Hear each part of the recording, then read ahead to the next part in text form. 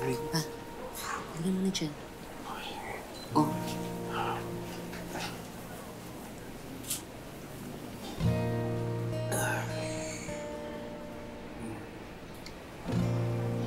Salamat sa alaga mo sa akin. You're welcome. Basta sundin mo yung mga bilin sa'yo ni Doc, okay?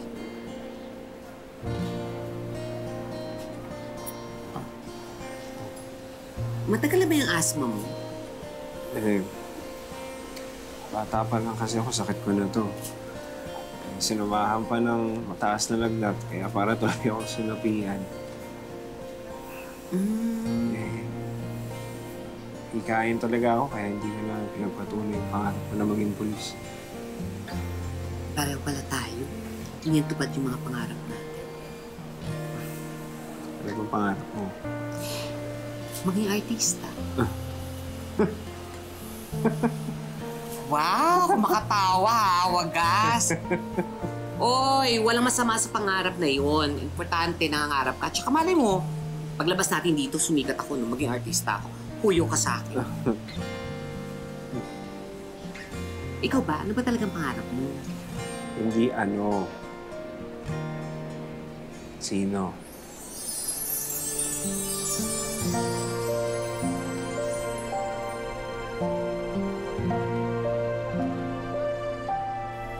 Habang tumatagal, unti-unti nang nahulog ang loob ni na Loida at Honey sa isa't isa. Pero pilit na nilalabanan ito ni Loida dahil sa pangungutya ng iba nilang kasamahang prisoners at sa mga pangamba na baka masaktan lang siya dahil bukod sa straight o tunay na lalaki si Honey, walang kasiguruhan kung mananatili pa ang espesyal na pagtitingin na nila kapag nakalabas na sila sa presinto. Nagkakilala kayo sa loob, Opo. di ba? So ano yung katangian niya na bakit ka na-attract at niligawan mo? Mabait po. Malawak po ang pananaw niya sa buhay. Na-adapt po yung katangian sa kanya na may pag-asang magbagong buhay. Okay, 6 na 6. 12. Galing! 10 plus 10. 20! Ay, ang gagaling niyo na nakaka-proud. Siyempre magaling kang teacher, Loida. Salamat! Oo naman. Natuto ko yung kailangan magbasa. Dahil sa'yo. Ano ba kayo? Maliit na bagay. Huwag kayong mag-alala. Alam ko, paglabas nyo dito, magiging proud ang family nyo sa inyo. Okay? O ito pa ha. 8 plus 4. 12! Ang galing! Ang galing nyo na talaga. Nakakatuwa na kayo. Ba, may mga pabulak-bulaklak pa kayo ha. Thank you! Ay, hindi ko sabihin. Ah, kanino?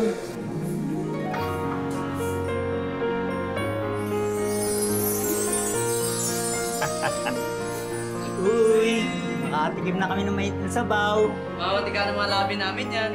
Hoy, sis! Huwag ka masyadong hopya. Baka mamaya, eme lang yan.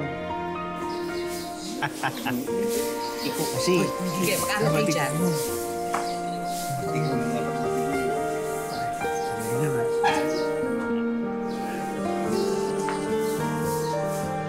Dali lang.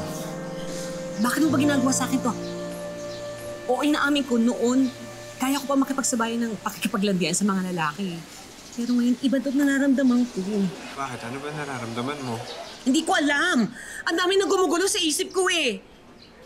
Malay ko ba kung wala ka lang choice? Kasi walang babae dito, di ba? Paano kung may love ako sa'yo? Ano, iiwanan mo na lang ako?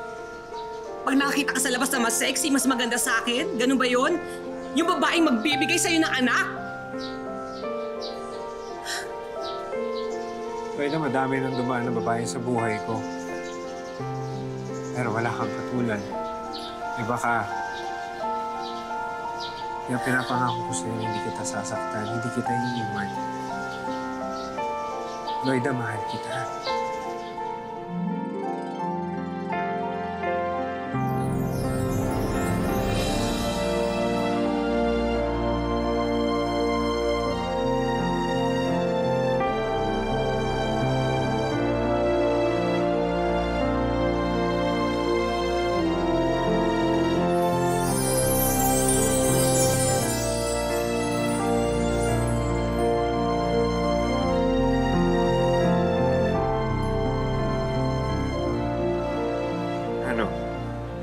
pa rin ba naniniwala mahal kita? Emi ko lang naman yun. Alam ko namang seryoso kay... tsaka hello. Alam ko may angkin din ako kagandahan, di ba? Pero, iba, pwede kasing magbago pa rin ang lahat. Lalo na pag nasa labas na tayo.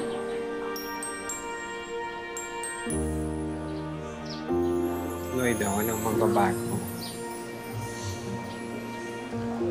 Ikaw ang gusto kong makasama habang buhay. Kaya, Lloyda, pwede ba kitang maging girlfriend? Mrs. Partner?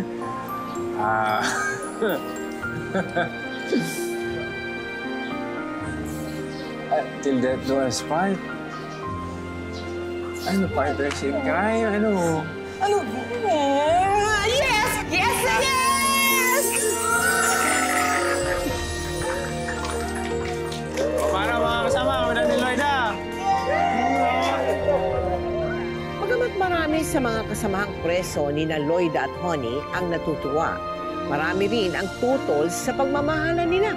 Pero sa kabila ng mga pambabatikos na natatanggap nila, pinatunayan pa rin ni na Lloyda at Honey na hindi nasusukat ang pag-ibig sa kasarian ng isang tao.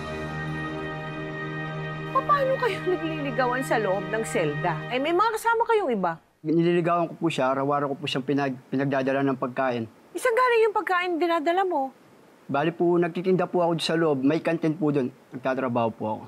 Ikaw naman, paano naman nabuo naman ang pagkagusto mo kay Honey? Kasi nakita ko po sa kanya na meron po siyang paninindigan sa kanya mga sinasabi. Tapos, responsable rin po siya sa akin that time, Tita. What do you mean by responsable sa'yo? Yung pong parang caring po siya sa akin. Nagkikare po siya sa akin. Oo. Nagkaroon ba ng ano sa inyo, sa pagitan nyo? Selusan? Meron po. Doon sa loob?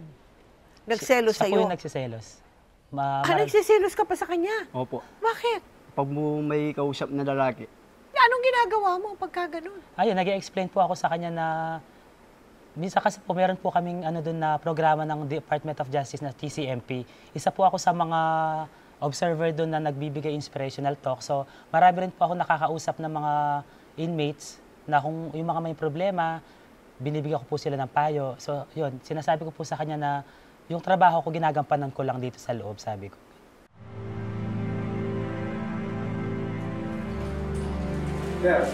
Hoy. Salamat nga pala sa pagbo-volunteer mo na tumulong sa amin, ha? Wala pong problema yun, sir. Talaga, Lloyd. Marami kasi nagkatrangkaso. Sana nga, trangkaso lang. Oh, nagra-rounds muna ako. Sige po. Ikaw muna bahala. Oy, kayo dyan. Umayos kayo dito, ha? Yes, boss. Huwag niyo sisirain yung tiwala ko. Yes, boss. O, sige, Lloyd. Ito na Sige bahala po. dito. Sige, sir.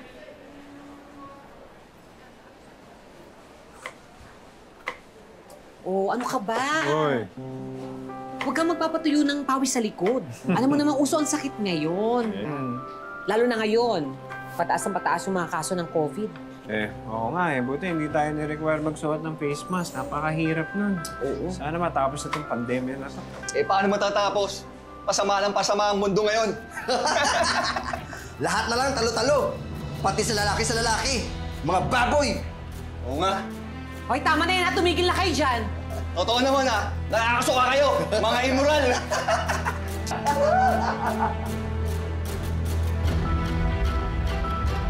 Ano ba sila yan? Ani? Ulit mo na. Bakit? Kakasa ka? Ha? Ay! Honey, ano ba? Honey, ano ba? Makinig nga kayo! Hindi nyo ba ano ba yan, Honey? Ano ba? Tama na yan! Ano ba? Honey, masasakta ka na dyan eh! Honey, tama na! Ano? Honey, tama na! Tama na, Honey! Honey, tama na yan! Ano? Honey, tama na! Tama na yan! Please, tama na! Ano ba? Honey, tama na!